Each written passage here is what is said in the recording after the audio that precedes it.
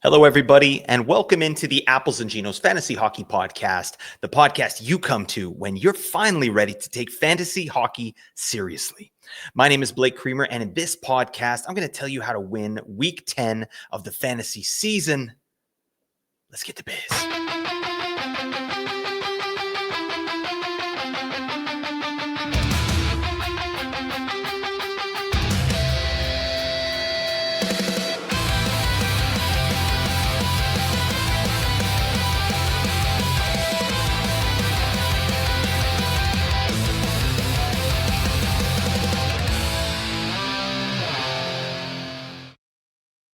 Oh, yeah. Welcome in, everybody. Thank you so much for being here. Really appreciate that. We got your waiver wire show here, week 10, and we're getting to biz, and it feels good. Again, I'm your host, Blake Creamer. Give me a follow over on X/Twitter at Blake Creamer AG. I'm doing stuff over there. Check out the Apples Ginos Discord as well. Link is in the description. Check us out on YouTube. Search Apples Ginos. Thumbs up. Like it, subscribe, all that stuff. Thank you so much for everyone who's doing that. And unfortunately, today I don't have my best friend here with me. Nate actually had a ticket to the local circus there in town, and he just couldn't cancel it. So, just him, not his family, right? This is something that he does just to unwind and sort of fill up the tank. You know what I mean? So I'm going to have to make do and just stare longingly at this AI-generated picture of Nate. Enjoying a swirly rainbow lollipop as he does. All right. So if you want to see that picture, get on over to YouTube and check it out. But I don't want to waste any time here. I want to get right into some Newsies. Oh, yeah. All right. Let's check it out. A couple things here. John Carlson of the Washington Capitals. He was out on Friday dealing with an upper body injury. He's day-to-day. Barrett Hayton of the Utah Saints. Does anyone know the Utah Saints, that band from the 90s? I used to listen to them. I had their tape. All right. I had tapes, folks. That's how old I am. Anyways, Barrett Hayton of the Utah Mammoth, he was scratched, a healthy scratch for the second straight game, and Utah won. So, yeah, Andre Torini, the head coach, said they're probably just going to keep rolling with the winning squad. So it wouldn't surprise me to see Barrett Hayton scratched again. So keep that in mind. We are going to talk about Utah a little bit here this episode, as they do have a good schedule going into next week. Victor Hedman of the Tampa Bay Lightning. See you at the party, Victor. I've never even been to Mars. Anybody see Total Recall? Second straight week I'm talking about Total Recall, and I feel good about that.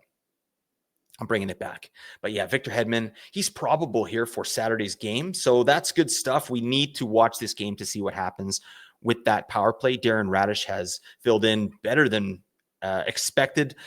He's actually looked really, really good in that position. Tampa's power play has gotten back on track. So does Hedman walk right back on a power play one? Time will tell, right? But we need to watch that. And if Hedman does get power play one, we need to see what Darren Radish's minutes look like in this game. So that's a homework game for you folks. Check out the box score on the Tampa game. We got to see what's going on there, but sounds good. Hedman's going to be back. Braden Point, questionable, which is, I think, a good sign. That's the first sort of report we've had there. Questionable is better than nothing at all. So questionable is good. At least he's close to returning. Maybe could return here in week 10. Over in Anaheim, Mikael Granlund, Granny.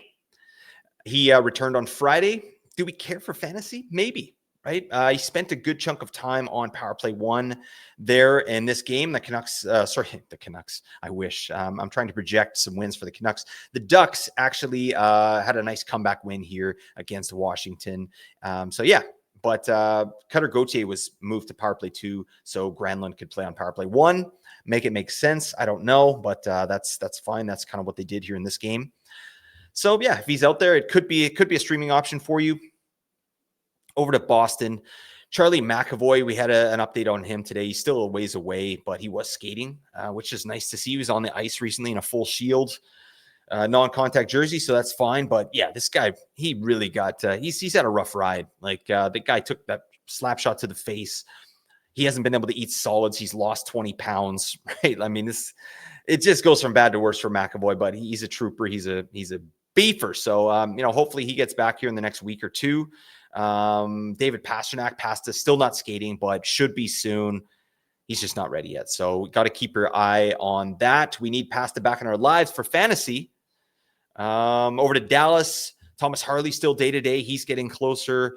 Shane Pinto, the Pinto Bean, he was out on Friday. He's day-to-day moving forward, but he is skating with the team, so we need to check in on that. Jonathan Drouin, he's day-to-day. He's dealing with a back injury that he woke up with. Buddy, you get your biscuits out there on the ice. You put some A5-3-5 on it. Anybody do that when you play sports? I used to do it proactively when I was playing hockey. I would just be in there putting my socks on and stuff, but underneath the socks, I'd be putting A5-3-5 all over my creamy hamstrings.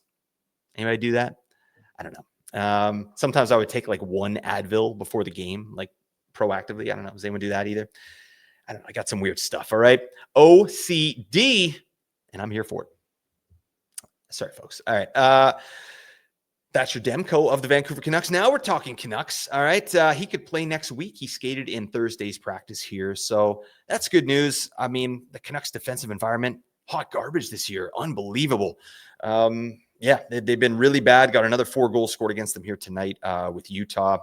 It's pretty rough. I mean, for them to have any chance of winning, Thatcher Demko is going to have to stand on his head, and he was doing that before he got injured. So I still think he's a reasonable play. So hopefully he held on. If he's out there, maybe you can add him right to your IR plus and then start him when he comes back. I think he's going to be a great option for you, at least for rate stats. And yeah, he might get a couple wins. I don't know. Who knows? Connor Garland also returned on Friday night here, but did nothing. So that's fine. Robert Thomas. He's not crazy. He's just a little unwell. He absolutely is a little unwell. Couldn't finish the most recent game here with the Blues, dealing with an upper body injury. So keep an eye on his status. The Blues are starting to spiral a little bit. They said they're open for business. I don't know. I'll take some Rob Thomas over in Vancouver. Maybe Kyrou. Could we do that? Could Jim Rutherford do that? I don't know. I keep sprinkling Canucks into the Newsies here. I'm sorry, folks.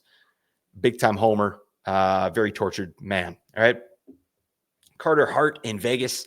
He was injured in the last game. He did finish it, but then I guess he tweaked something in practice. So yeah, he was out for the game here on Friday. Doesn't sound too serious, but it's going to be an interesting situation there in Vegas with Hill still out.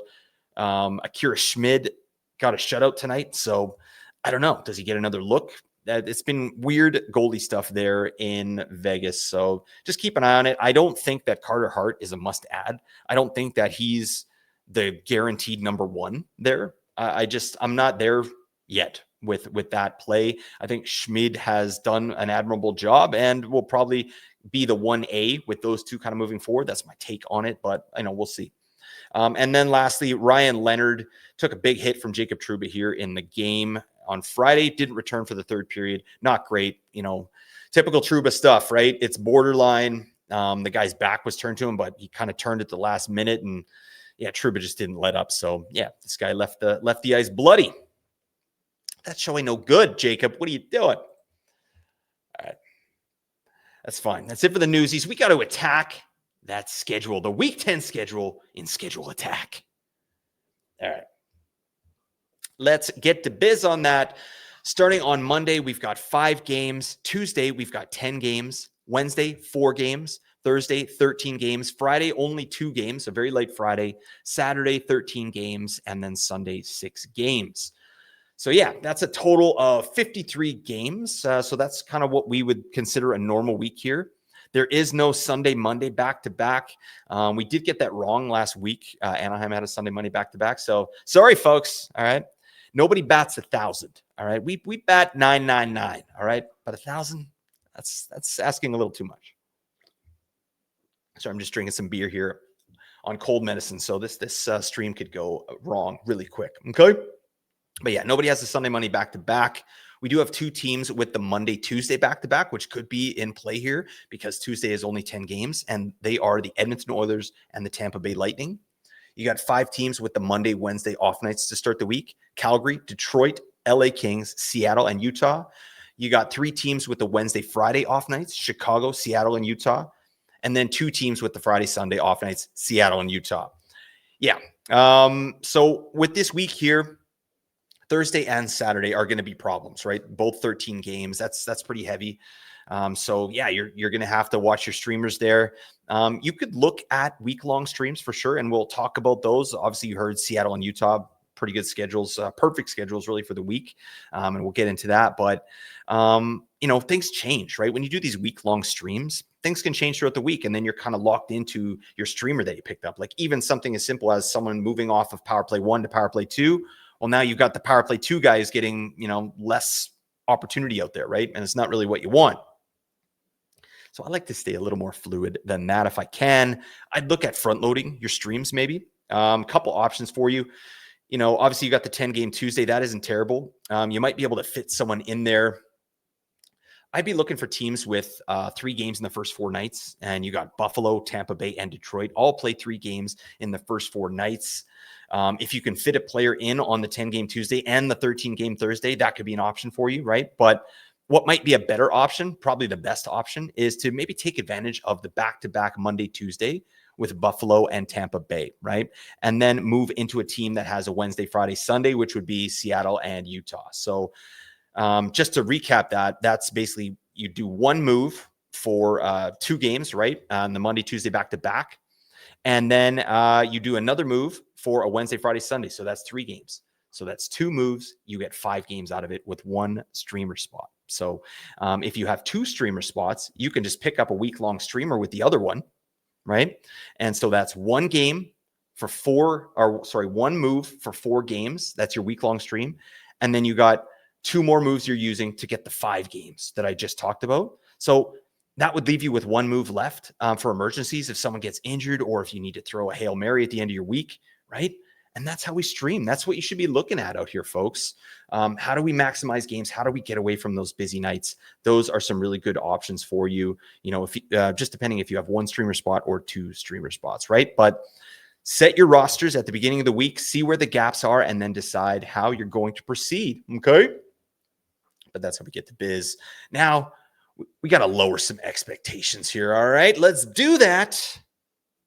Lowered expectations. Oh, yeah. We got a couple teams here that are keeping those expectations pretty low, just about as low as a Blake Creamer pod. You know what I'm talking about? Yeah, we do that. All right. There is one team in particular where the expectations are very low, and it's the Washington Capitals here. The Capitals play 2 games, 0 off nights. They play on the busy Thursday and the busy Saturday. So it's really going to be tough to get your streamers in there, right? So, I mean, we're in a little bit of a position there. There's players that I really like, guys like Alexei Protas. That's a guy I don't want to drop. He's got 4 points in the last 5 games. Metrics are whatever, but the minutes are pretty damn good. He's on a 53-point pace on the year. So I don't know. I think Protas.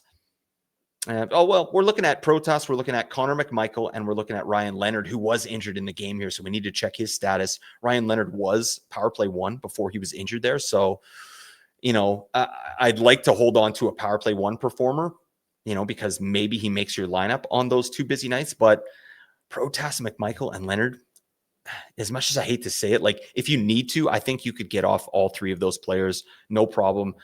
I'm probably going to hold Protas because I just love the man, and I've got him on 2 spots, and I've been happy with the production. I just like that player. I like what he brings to the table.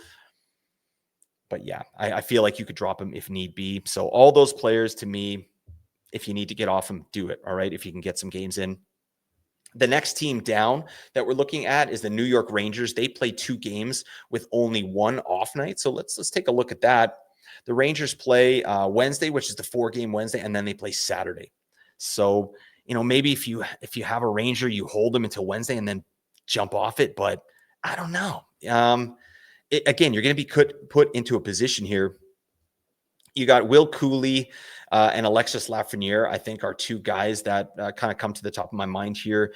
Players that you might be looking to get off of, right? But the problem is Will Cooley is Power Play 1 currently. And so I'm probably not jumping off him. I'm probably just going to take the 2-game L and try and make up those games elsewhere. But Alexis Lafreniere, no problem. You can get off him. I think that's kind of where I'm at, right? Everybody below Alexis Lafreniere, I think you can bounce off of your Rangers squad. All right. And then we have 10 teams that play 3 games with 0 off nights. So they all play the Tuesday, Thursday, Saturday. And again, you're going to have to make some decisions here. I'm going to roll through those teams really quick here. Anaheim, Colorado, Columbus, Dallas, Nashville, New York Islanders, Ottawa, San Jose Sharks, Vegas, and Winnipeg. So let's quickly go. I want to just find that cutoff line for some of these teams here. And starting in Anaheim, obviously a really fun team to stream from. And there's lots of players that you've got that are doing stuff out there. We got some defense options like Jacob Trouba, Olin Zellweger. And you got some forward options in Mason McTavish, Chris Kreider, even Beckett Seneca. I think in terms of drops, I think Trouba for sure. You can drop Trouba. I mean, unless you're in a bangers league, obviously he brings those things. But even recently, I would say his ice time is down. So ever since Radko Gudas came back, Jacob Trouba's ice time has been down, and some of that offensive production has really gone away. So Trouba is by no means a must roster player. I felt like he was for a little bit there, but I think you could safely drop Trouba. No problem there. He's bringing zero offense to your team. Owen Zellweger, I mean, the metrics are pretty damn good with Owen Zellweger. As Nate has mentioned before, like he has 3 points in the last 5 games. He's 23rd overall amongst defensemen in shots on goal per 60, 8th overall in chuck and pucks per 60. Like it's pretty good. It's just the problem is he's been averaging over the last 5 games 17 minutes average time on ice. That show ain't no good. That's not going to cut it. So I think you can cut bait on Owen Zellweger and maybe pick him up again when Anaheim does have a good schedule.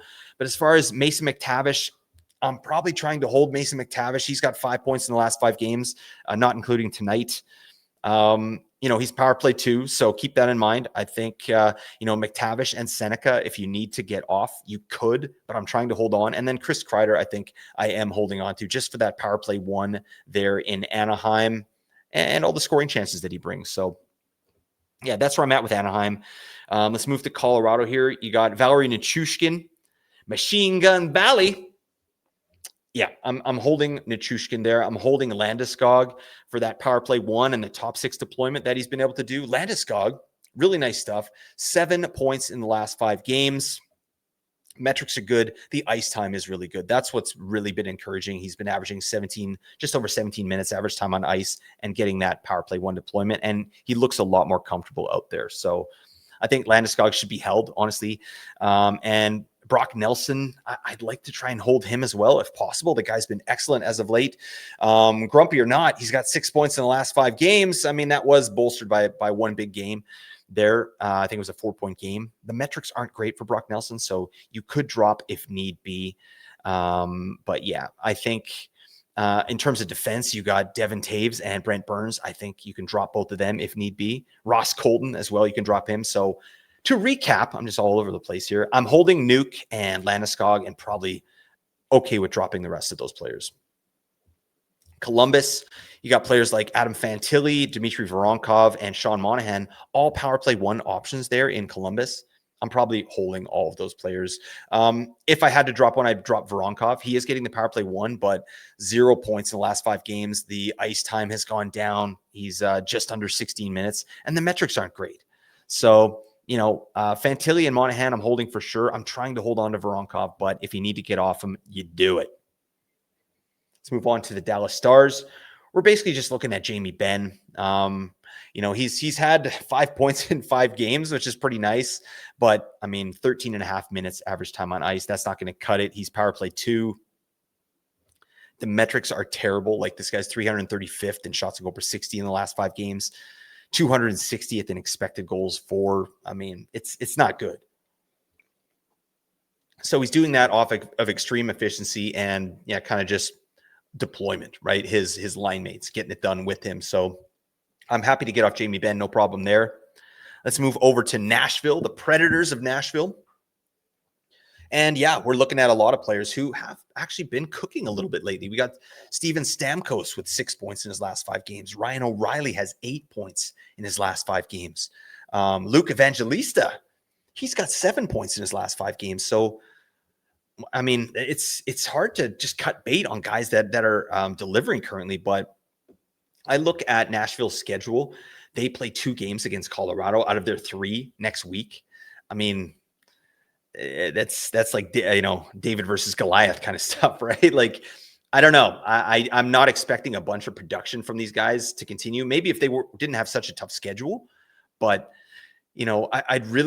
I think you can pretty much drop your Nashville players if need be. Stamkos, O'Reilly, Marchessault, Blankenberg, Evangelista.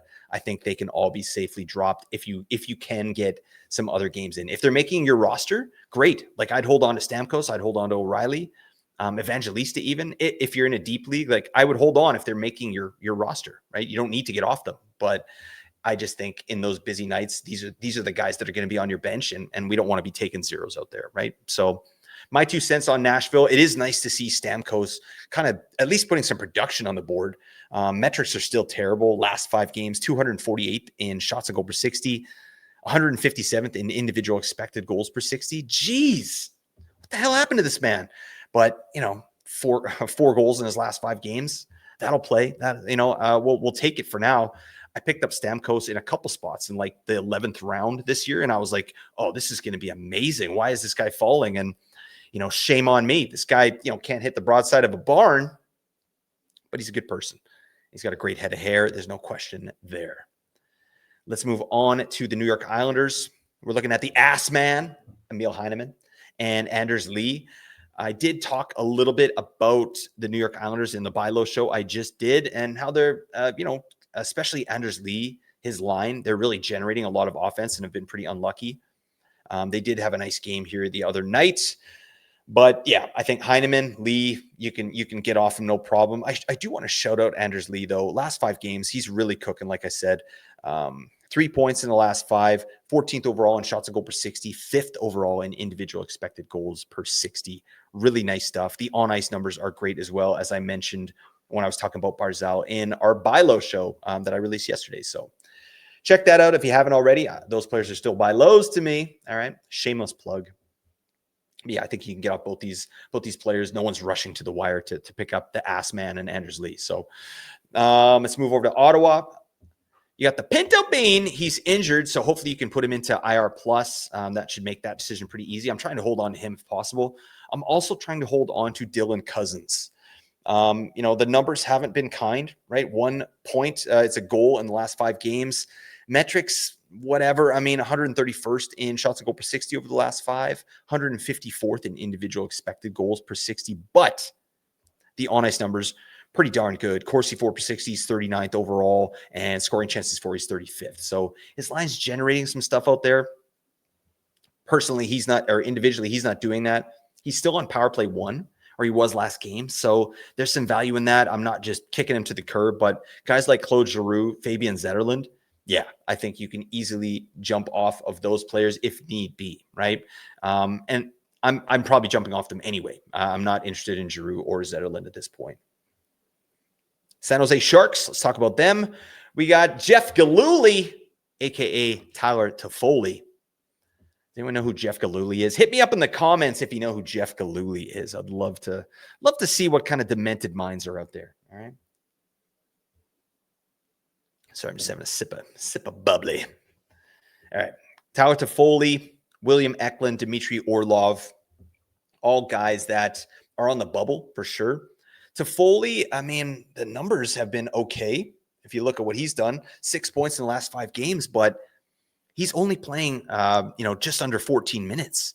And that does concern me. He did get kind of a 50% power play share the other night, so that's fine. But yeah, it's more the ice time. I feel like he's doing this off of big time efficiency. On ice shooting percentage over the last 5 is 22%. That's too high, right? Shooting percentage for him, he's shooting 15% over the last 5 games. So yeah, I feel like he's on a heater here, but that's probably going to go down. I would be okay with dropping Tyler Toffoli if you need to. William Eklund, not so much. I'm interested in keeping him. I think his role is more secure here and on this team. I like his deployment a lot. 3 points in the last 5 games, not too shabby for Willie Eck. So I'm trying to hold on to him. Dmitry Orlov, he is the power play 1 quarterback there in San Jose. 3 assists in the last 5, sure. On ice numbers are reasonable for Dmitry Orlov. This guy hasn't scored a goal on the season. He's got 16 assists, 0 goals in 28 games. That's a 47-point pace, 47 assists.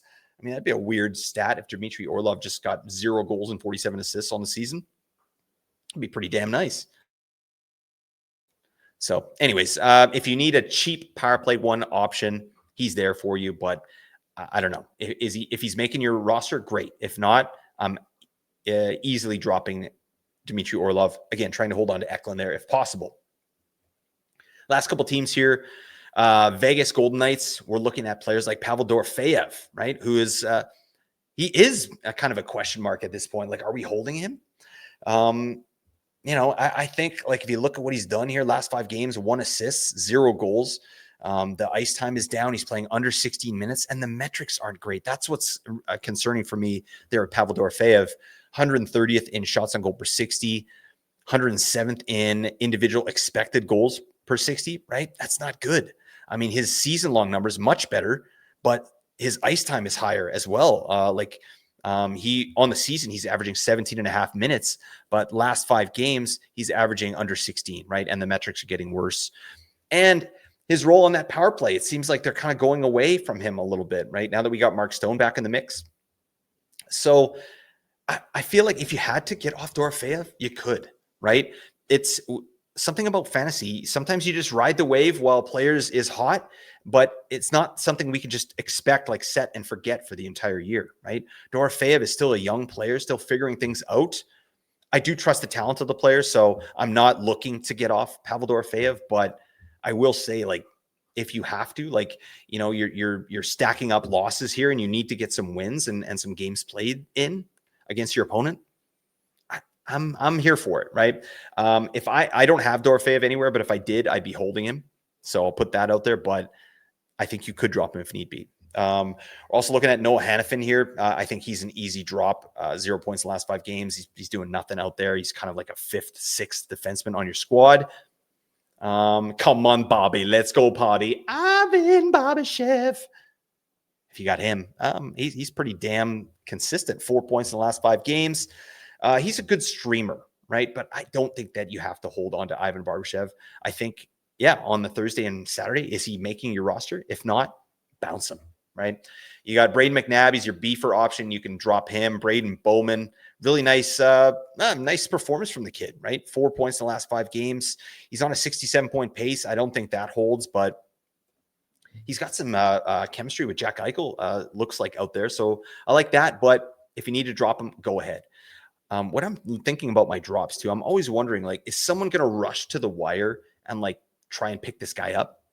Because if the answer is no, I think you're safe to do it. And sometimes you have to do it, right? But I do have that in the back of my mind when I'm dropping players. Like, is this a weird drop? Does this make sense? And I think, you can safely drop those players that I talked about there. Lastly, Winnipeg, we're looking at Neil Pionk and Cole Perfetti, who's now on power play 2. We had Alex Iafallo on power play 1. That's enough for me. I think you could drop both players, Pionk and Perfetti, if need be. All right, so hopefully that helps you there. We've lowered some expectations. Now we got to move on to a little segment we call Crossing the Streams. Yeah.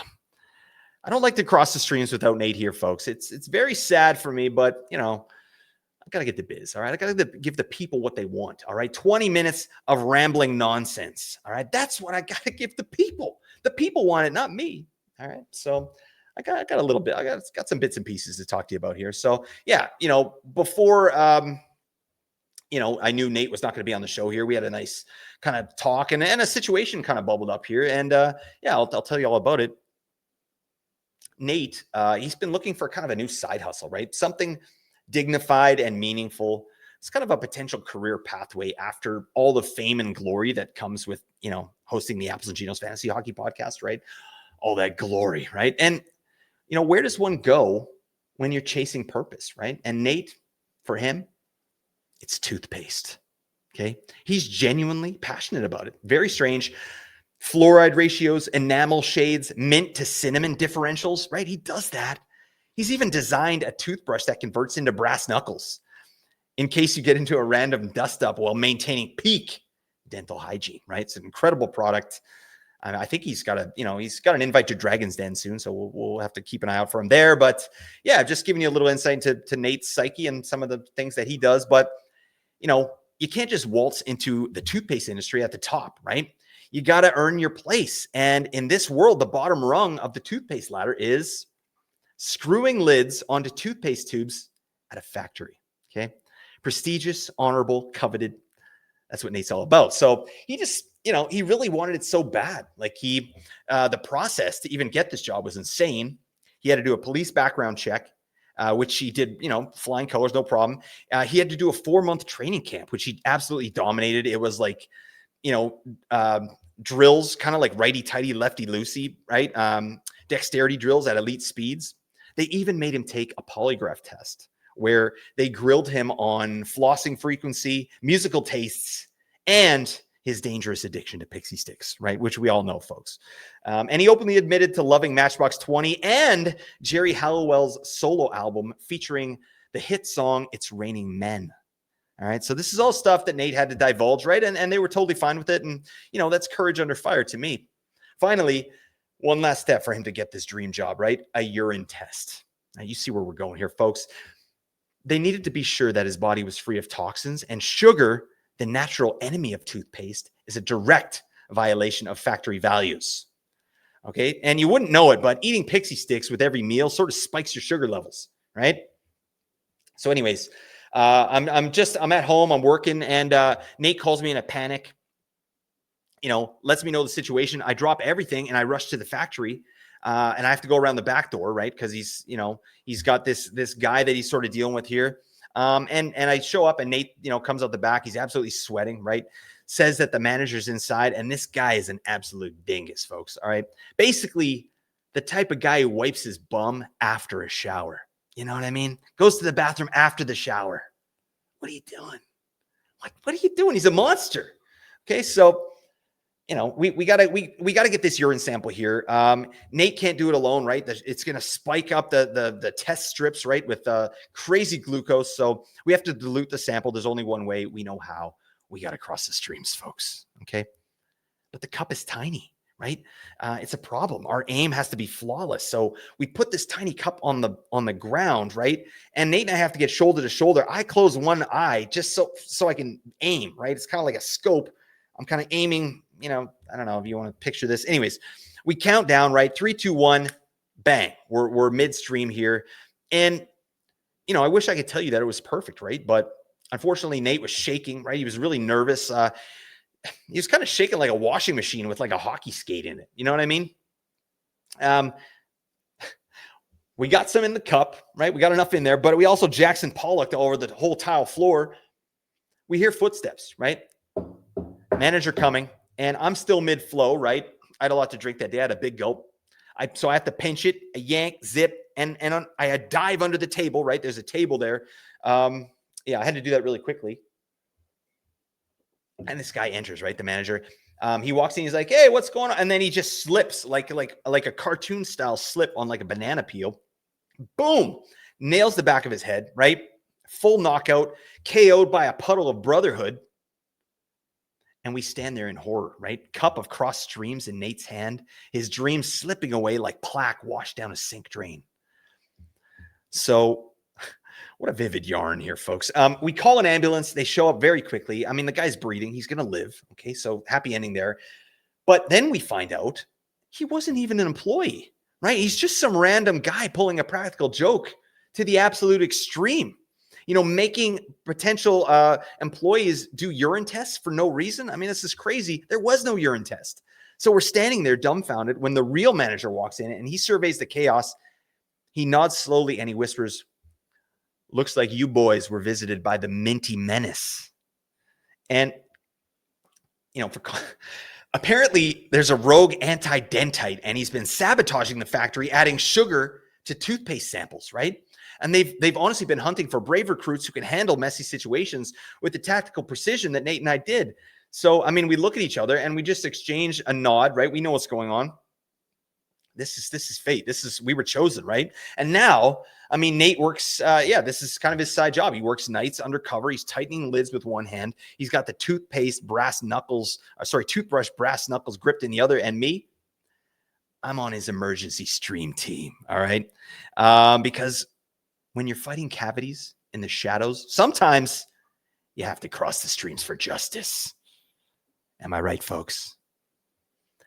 Damn it, there's no one here to hear that. What kind of insane... You know what? This is nonsense, all right? It's absolute nonsense. And we're here for it, all right? Thank you very much. let's get the biz. What the hell are we doing? Got to talk about the best teams to stream for fantasy hockey. All right. In week 10, and we got it. We got a couple teams here that are really, really good. You got the Seattle Kraken and the Utah Mammoth, both with 4 games and 4 off nights. So Monday, Wednesday, Friday, Sunday for both those teams. Really nice stuff. So in Seattle, let's start there. This is basically the stream team, right? Seattle, you got a lot of these guys are going to be available for you. So let's look at a player like Jared McCann, Matty Beniers, Jordan Eberle. That's kind of where you're at. I would say Ili Tolvanen as well is another guy that I'm interested in for the Seattle Kraken. And yeah, digging in, I mean, McCann is back from injury, so that's nice. 2 points in 3 games. Minutes still, he's not, I want him to get that 19-minute treatment, but I don't know. There must be something with Jared McCann's defensive game that coaches don't like because they don't feel comfortable getting him out there for these big minutes, but the metrics are pretty good. So just in those 3 games, 96 overall in shots to goal per 60, but 17th overall in individual expected goals per 60. On ice numbers are really good as well for Jared McCann. So I think he would be your top option there if he's out there for Seattle streamers.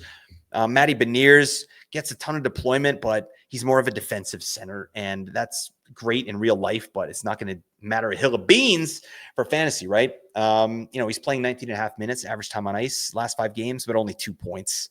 And the metrics are stinky. He is, quote unquote, power play 1 there in Seattle, but they're kind of running a 1A, 1B where you don't know what you're getting half the time. So it's, again, just that same old story with Seattle. Very frustrating team to roster for fantasy. Jordan Eberle, he's been cold as of late, but I think I like him probably better than Matty Beniers just because he has better underlying metrics and he's a more offensive player, which is what we care about, right? But 1 assist in 5 games. Minutes are good. He's playing over 19 minutes last 5 games. 70th overall in individual scoring chances, 4 per 60. That's about it, right? I mean, we're kind of scraping the bottom of the barrel, but in a week like this, yeah, you get 4 games of Eberle versus like 2 games of a much better player. You're probably going to take the 4 games of a guy like Jordan Eberle, right? Give yourself a chance. You give yourself more chances to accrue some points, right? And Eberle can do that. Tolvanen, yeah, he's a good beefer. If you're in a category league, he does that really well, and he can put the biscuit in the basket here and there. But again, ice time not great, averaging 15 and a half minutes over the last 5, 1 goal in the last 5 as well. Yeah, it's those really are the 4 players that I'm interested in. Chandler Stevenson, if you really want to get freaky with it, but there isn't a player in the NHL that does less when he's out there on the ice. Really, like, what does he do? I don't know. Like, when we talk about cardio sessions, like, this guy must be in great shape. He's just zipping around there, twirly-wooing around, but, nothing really happening. Very low event player, Chandler Stevenson. So, yeah, I mean, that's an option as well if need be, but I'm not into it. Let's move on to Utah, where there are some really interesting options, and maybe you can get a piece of some of this. We're looking at Nick Schmaltz, who is, obviously had that heater early on in the year, but he's cooled off significantly. Only 2 assists in his last 5, not counting tonight. And the metrics have fallen off as well. He was shooting the lights out for a little bit there. That has really stopped. He's in the last 5 games, 270th overall in shots to goal per 60. It's not going to cut it, Nicky. But it also is worth mentioning he's been moved down to power play 2. And JJ Peterka, John Jason Peterka, is up on power play 1 and line 1. So Peterka, if he's out there, I think he's a must-add player for you this week. 61% rostered. He's out there, right? I grabbed him in a spot here this week in a matchup I'm dominating. And so I was able to make some moves for the upcoming week, and I was able to get Peterka. Really happy about that.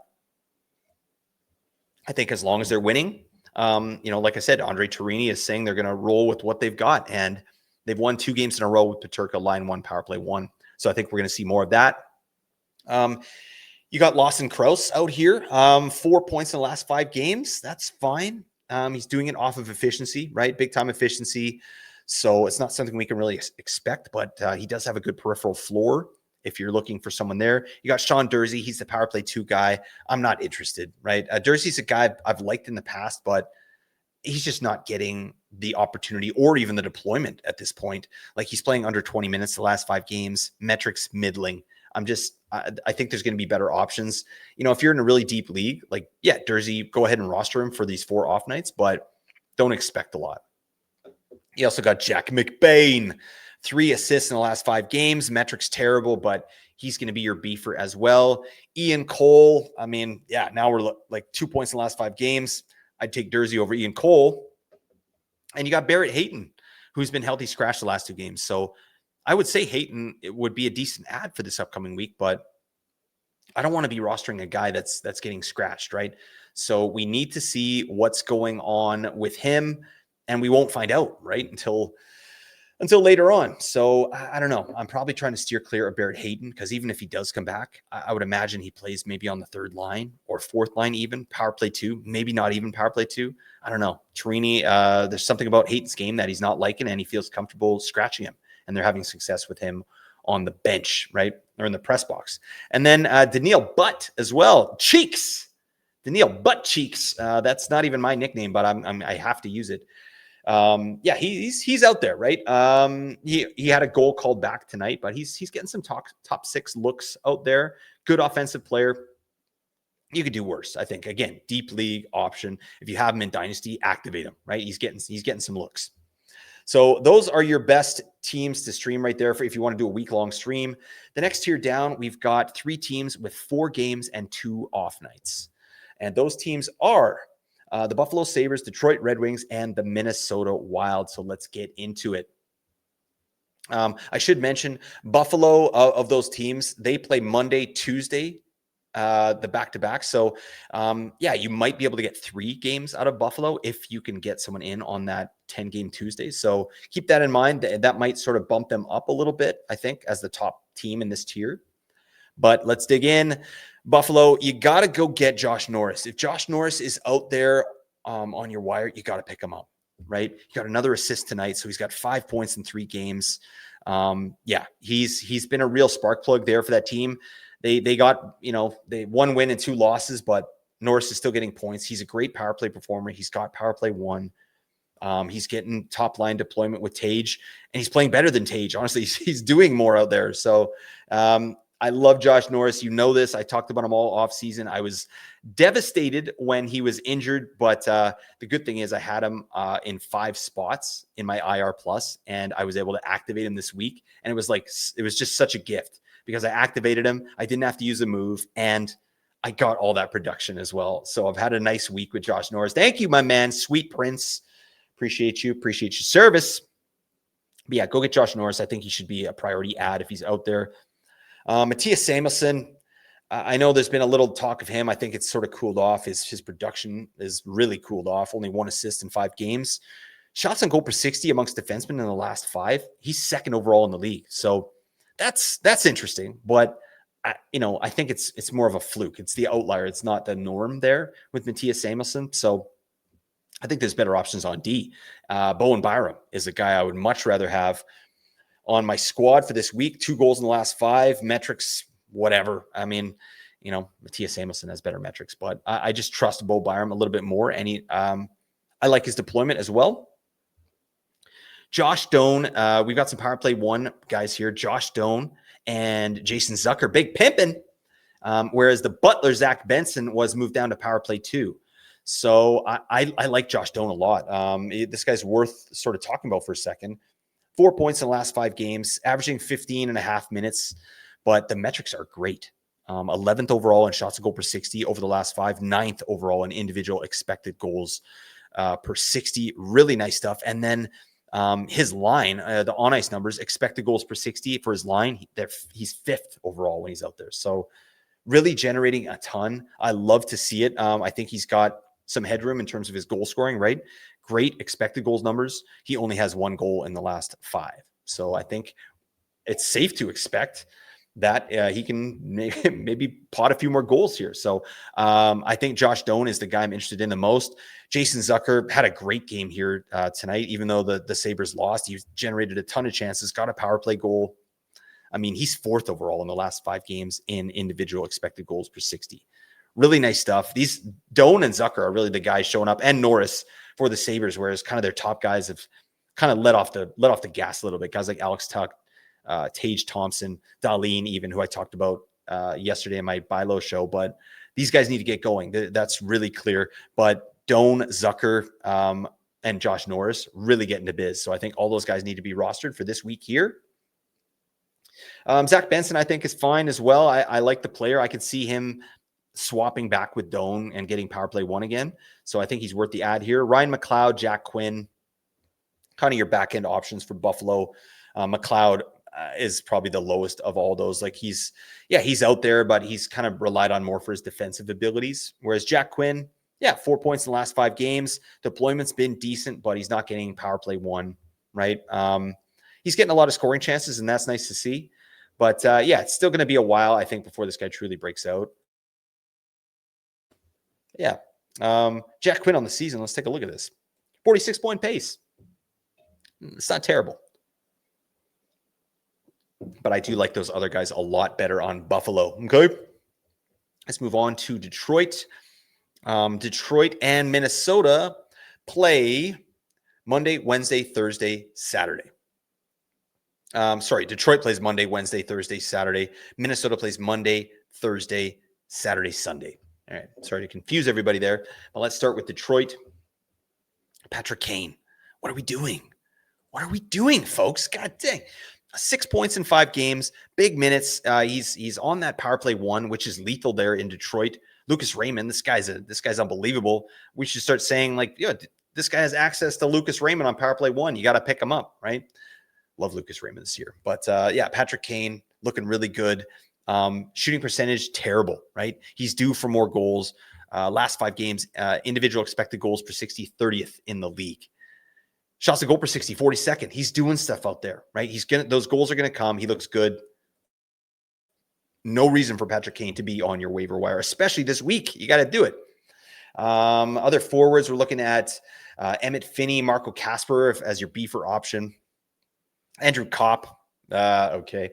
I'm not really interested in that, but Emmett Finney, yeah, sure. I'm interested there. Still top 6, but he's power play 2. That hot streak's kind of gone away, but the deployment's still there. And he's got a good peripheral floor as well. Marco Kasper, you're really only rostering him for the periffs. It's kind of sad. He hasn't been able to kind of live up to what he was doing in the last half of last year when he was had Patrick Kane and Alex DeBrincat on his line there with him. So we'll see. Still a reasonable player, but I'm not rushing to the wire to pick up Marco Kasper. You do have some defense options here. Ben the Shart Sherratt. If you need some beef on your squads, Simon Edmondson, sure, right?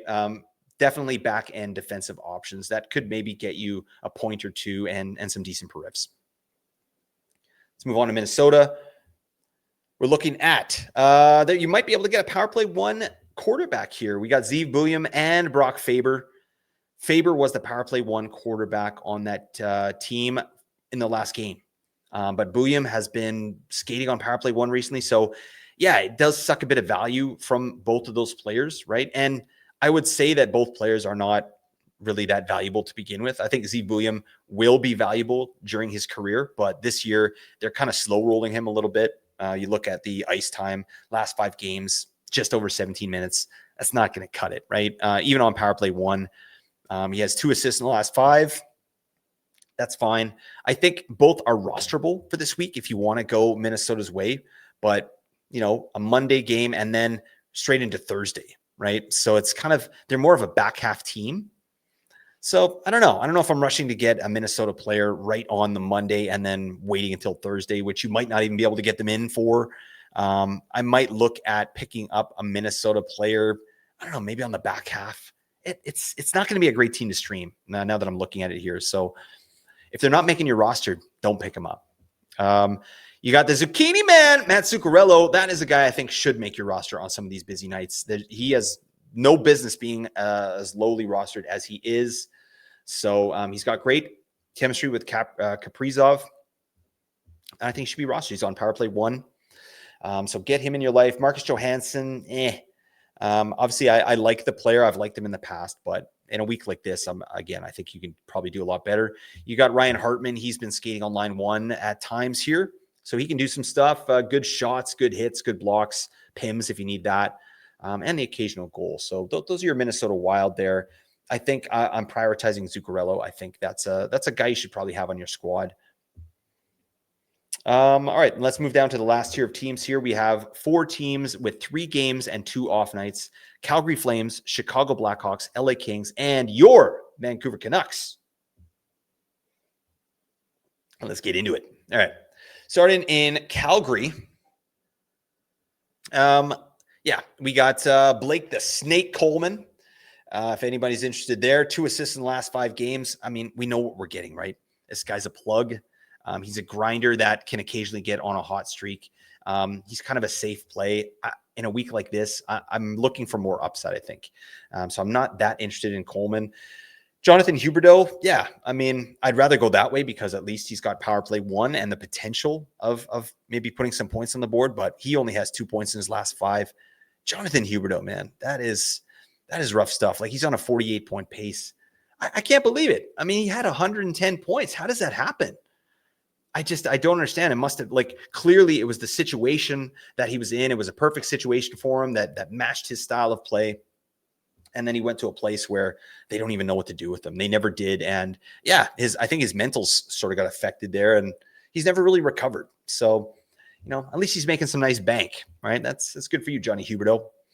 But yeah, unfortunate stuff there for Huberdeau, but still an option. Matt Coronado is one I am actually very interested in. If you're going to go with a Calgary player, the metrics are still great. Nate and I have talked about this guy all season. 2 points in the last 5 games. That's not great. Minutes aren't great either. Just over 15 minutes, but it's the metrics that we're interested in, right? Last 5 games, he's 35th overall in shots on goal per 60, 83rd overall in individual expected goals per 60. So he's chucking pucks. Calgary is not a great offensive environment. I think that's an understatement, right? But still, I mean, you get power play 1 guys out there. If anyone, I would say Coronado is probably the most offensive player outside of Nazem Kadri that is on the Calgary Flames. So yeah, you could do a lot worse than picking him up. And Calgary does play Monday, Wednesday. So again, 1 move, 2 games guaranteed, and then you can move into something else, right? So I don't mind that. All right, let's move on. We're still talking about Calgary. We've got Mikhail Backlund. Put him in the Blake Coleman category. The Tinkly Winkly man, Morgan Frost. I had him rostered for a little bit, and it was pretty nice. He was getting me the odd goal here. He's got 2 goals, 1 assist in the last 5 games. Metrics, again, nothing doing, right? But he is getting some power play 1 out there, which is nice to see. But yeah, I mean, if you're going to go with a flame, like you want to get Coronado, not Morgan Frost, right? If you miss out on Coronado, go somewhere else. Okay. Shout out to Morgan Frost. He's a good person. And he's maybe he's not. Yeah. That's his, he's a villain, right? That Morgan Frost is his, alter ego, right? Tinkly Winkly man. That's the villain there. I'm sorry, folks. I'm explaining the joke, and it makes it less funny if you found it funny in the first place, right? Anyways, let's move on. Joel Farabee. I think, we've said enough about Joel Farabee. That is a guy I've been interested in the past, but he's in one of the worst offensive environments there is, and I just don't have any faith that he's going to do anything out there. Over to Chicago. Chicago plays, they don't play until Wednesday. So they play Wednesday, Friday, and Saturday. So a midweek stream, if you're interested in that. Again, you've got Frank Nazar, who I'm very interested in. I'd like to be holding on to Frank Nazar at this point. I am in a couple spots. He's got 5 assists in 5 games, big time minutes, just under 20 minutes, 36 overall in individual scoring chances, 4 per 60. Pretty good. Right. And he's getting that power play 1 and access to Bedard, who's on fire currently. So I'm into it. I'm into Frank Nazar at this point. I think that's a player I'd like to have on my squad. He's playing second line there as well with Oliver Moore, the speedy Oliver Moore, and Tyler Bertuzzi, that legend. So yeah, get some Frank Nazar in your life if it makes sense for your team. You got Artem Levshunov, who is power play 1 currently. 2 points in the last 5. Could do worse, right? On ice numbers for him, pretty darn good. Corsi 4 per 60. He's 8th overall in the league, and scoring chances 4 per 60, 9th overall in the league. So when he's out there, there's some good offensive or good offense being generated, right? So that's nice to see. I mean, the minutes are not where I'd like it though. Just over 18 minutes average time on ice over the last 5. Yeah, I want to put as many things as possible on my side, and I need guys that are getting minutes, right? I like the power play one, but I'd kind of put him in the same boat as a guy like Z Bouillon. It's just like, there's got to be a better option here. You know what I mean? Someone who's out there for more minutes that can actually do something. So my 2 cents, I do like Lev Shunov moving forward, especially if Chicago has a good schedule. You also got Toivo Teravainen, who's been bumped down to power play 2, but he's getting a bunch of minutes, so that's nice to see. Andre Burakovsky getting that Bedard treatment on the top line. Yeah, you could do a lot worse. 3 assists in 4 games, good minutes, on ice numbers, great as expected if you're playing with a guy like Connor Bedard. So yeah, you've got the Blackhawks here with some reasonable options. Frank Nazar being the best.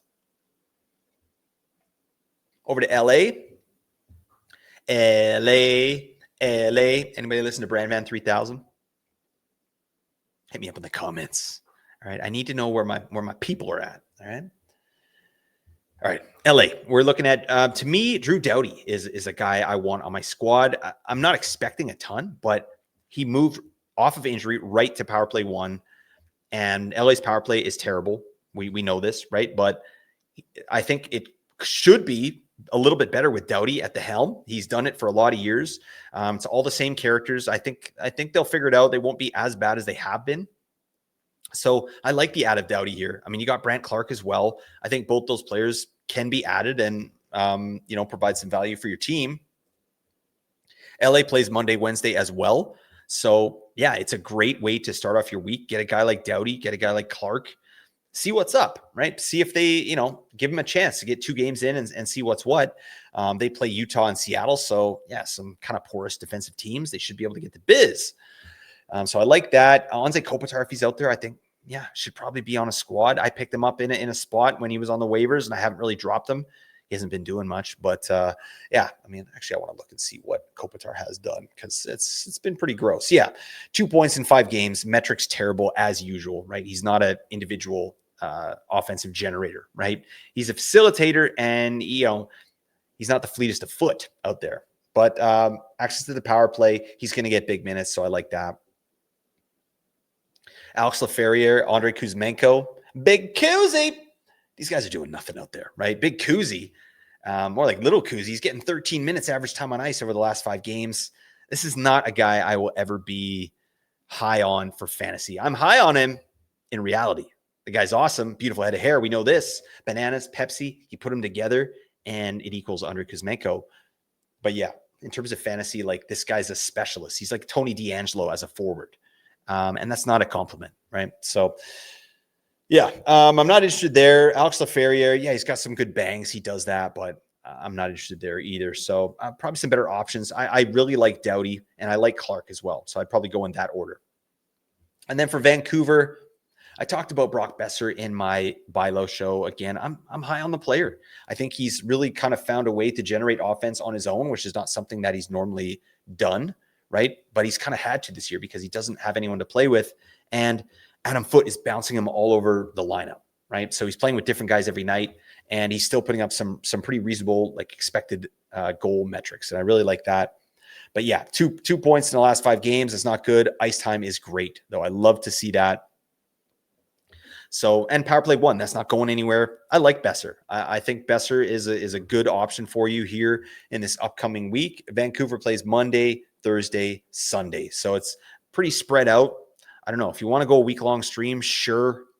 Like you probably have better options there. Besser to me is more of like a hold me guy, and I'll talk about him in a second, but I think there's, some, he's good. I think he's a guy you should probably be on a roster here. Evander Kane dealing with an illness, and when he's not dealing with illness, he's not really bringing much to the table. Yeah, you get some bangs, you get some shots, but I don't know, some inefficiency as well. Jake DeBrusk, however, pretty nice stuff. Jake DeBrusk in the last 5 games, 1 assist, so that's fine, but he had a really big game here tonight against Utah. Huge. I mean, it was vegetable lasagna, Karel Vejmelka, who really kind of stole the show there.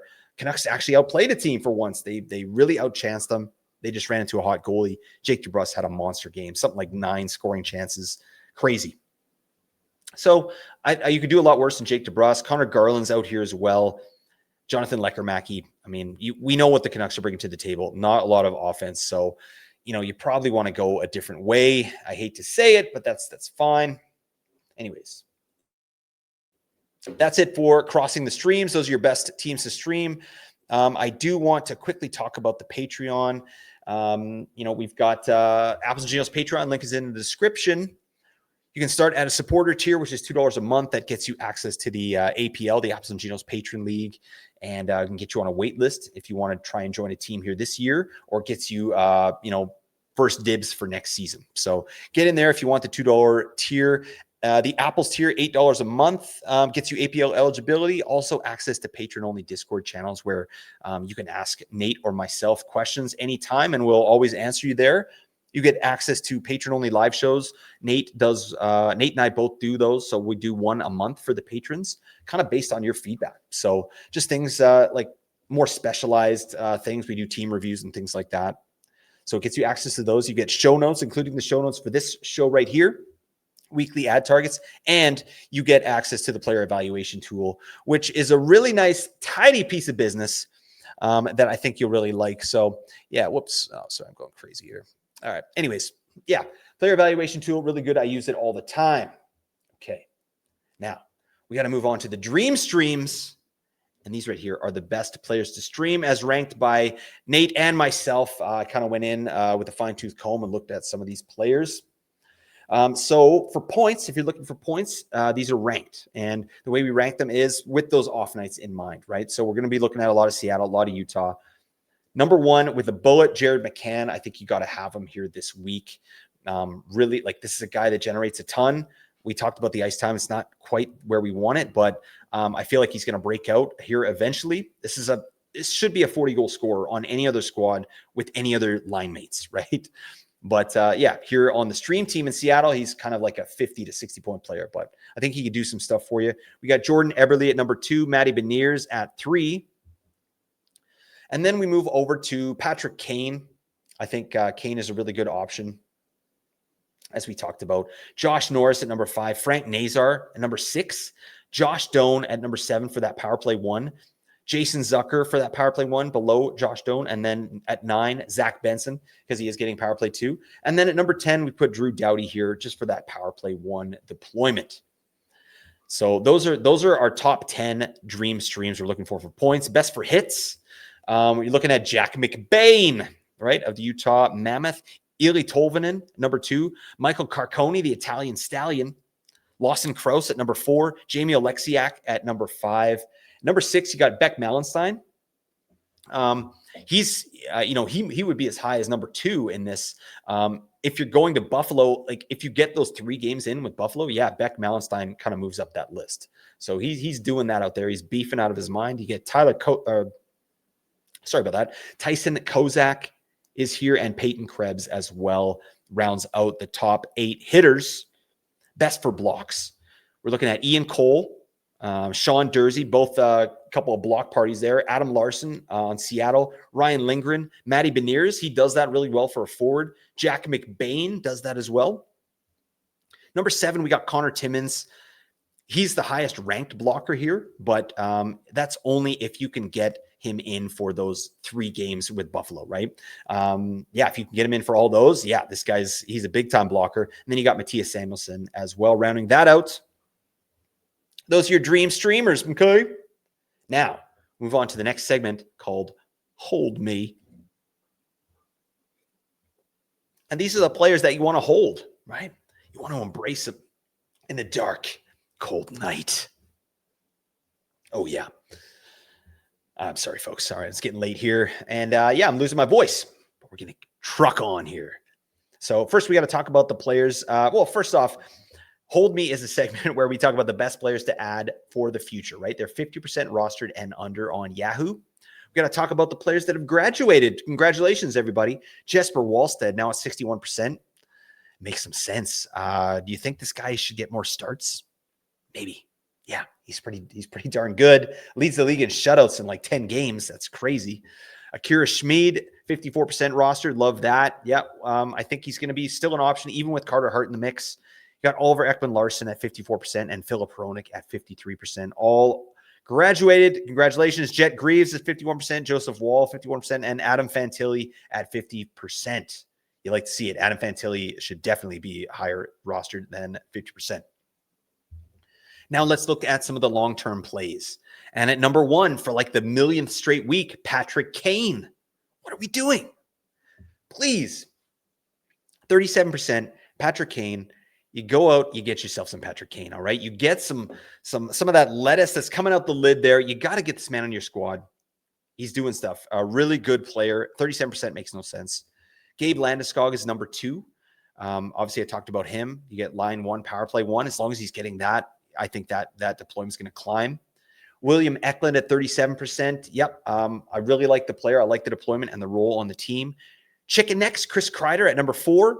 Get that power play 1. Number 5, Anton Lundell. Still with Barkov out.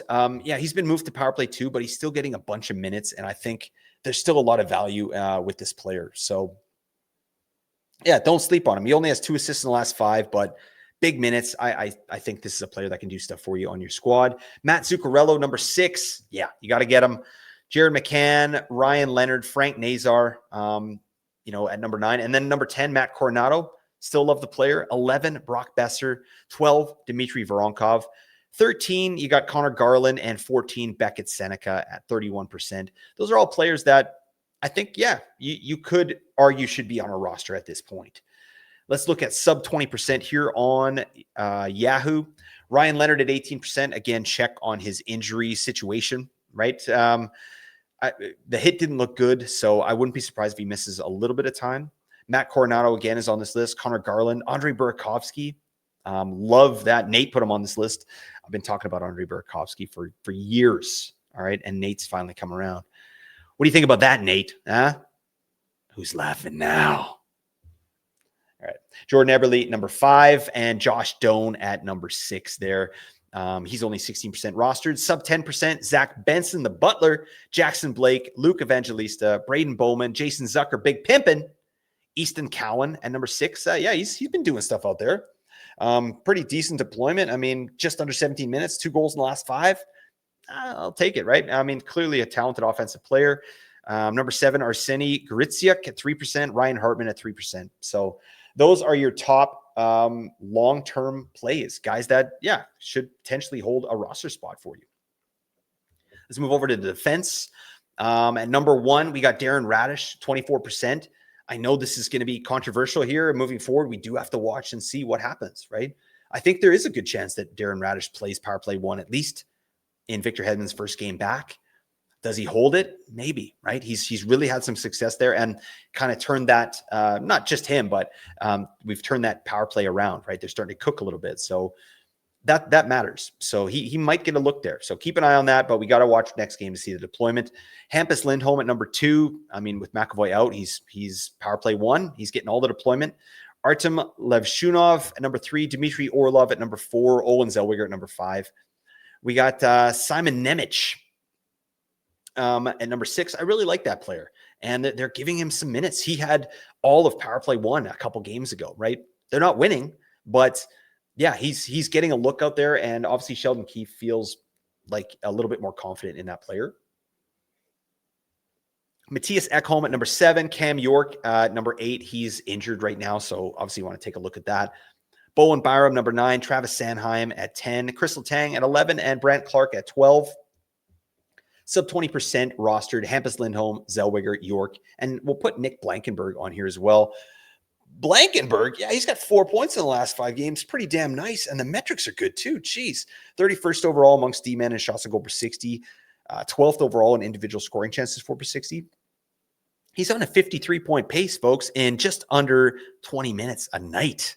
I mean, probably not sustainable, but yeah, this looks like a per minute guy. Like, he's a good metrics guy. He's doing a lot with very little. So definitely a player to watch, a player of interest, Nick Blankenburg. So let's move over to the goalies now, long-term plays. Eric Comrie at number 1, 32%. Yep. Nice to see him get the win here. I picked him up in a bunch of spots and dropped him in a bunch of spots after some really subpar play. Like, you're going to get the starts, but it just hasn't been going their way. Of course, they did get the win tonight, so that's nice to see. But yeah, just manage expectations with Eric Comrie. Obviously, he's not Connor Hellebuyck. And yeah, the team plays differently in front of him, and they haven't had a lot of success there. So Eric Comrie, excuse me, still a good option. Dan Vladar, number 2. Tristan Jarry, number 3. Jake Allen, number 4, seems to be splitting starts with Jacob Markstrom there. I mean, Jersey, they need to get going here. I don't know what's going on with that team. They can't score.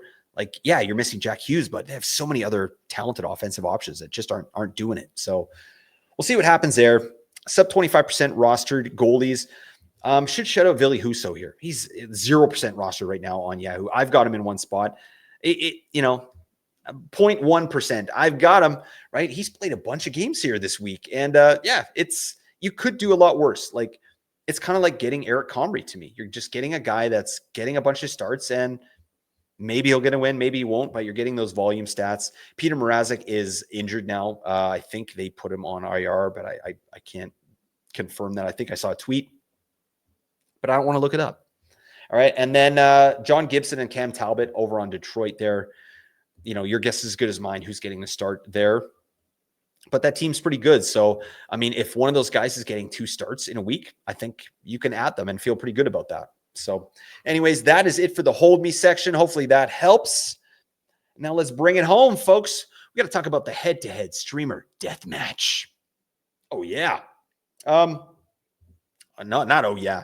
Nate's blasting me here. He got Gabe Landeskog, all right? Yeah. And I picked Zach Bolduc. Not great. All right. Zach Bolduc got minimized last game, taken off power play 1. I think he played like 9 minutes or something. It was terrible. So yeah, Nate's crushing me with Landeskog. They both have 2 games left to play. So I'm not out of it yet, but I don't know. This one's looking like a possible L for me. And Nate would actually take the lead on the season. Oh my God. I don't remember the last time Nate had a lead in the head-to-head streamer deathmatch. So I gotta get my crap together here. I can't let this man do this. All right. It's not right. Okay. It's my house. This is where I do my business. Okay. But yeah, Nate didn't give me his pick for this week. So we'll wait until the Sunday show to talk about who we picked for the upcoming week. But that's it, folks. That is really it. That's all we've got for this episode. So I really appreciate you being here with me. Yeah, it's a slog, but I got through it. And I feel good about that. Hit us up anytime on Twitter, any questions whatsoever. Hit us up in the Discord. We'll help you with any sit-start options, streaming strategies for next week. Hit us up. All right. We want to help you out. Your victories equal our victories. All right. But that's it.